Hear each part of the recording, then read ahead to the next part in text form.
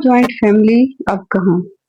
ایک وقت تھا جب گھر صرف چار دیواری نہیں ہوتی تھی بلکہ ایک دنیا ہوتی تھی۔ دادا دادی کا کمرہ صحن کے ساتھ ہوتا، جہاں صبح قرآن کی تلاوت کی آواز گونجتی تھی۔ تایا ابا فجر کے بعد دودھ والے سے بھاو تاؤ کرتے نظر آتے تھے، اور تائی ماں کچن میں پراٹھے بناتے ہوئے سب کے ناشتے کی فکر کرتی تھی۔ دادا کے حقے کی مہک، تائی کے تازہ پکوڑوں کی خوشبو، تیز دوپہر میں دادا دادی کے ہاتھ کی بنی ہوئی تازہ لسی کا گلاس۔ کچن ایک ہی ہوتا تھا، مگر پیٹ سب کے بھرے ہوتے تھے۔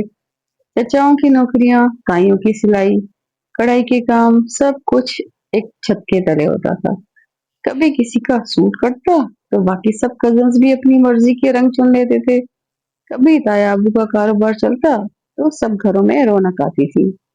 کبھی چچا کی تنخواہ لیٹ ہوتی تو دادا کی پینشن سب کا سہارا بن جاتی تھی، اور وہ کزنز جو لڑتے بھی تھے اکٹھے ہوم ورک بھی کرتے تھے۔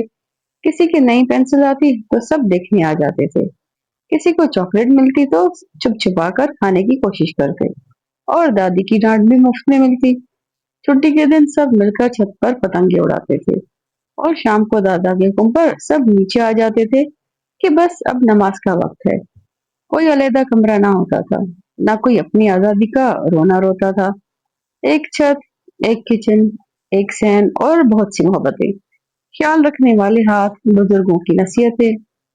پھر وقت بدلا، ہر چچا کو الگ گھر چاہیے تھا، ہر بھائی کو اپنی فیملی کے لیے اپنا کچن، اپنا کمرہ، اپنی آزادی چاہیے تھی۔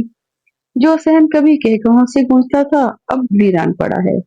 دادا دادی کا کمرہ اب بند ہے، تایا اب الگ شہر میں ہے، چچا کا نمبر اب سال میں ایک بار ملتا ہے، کزنز وہ اب انسٹاگرام پر بھی آن لائن نہیں آتے۔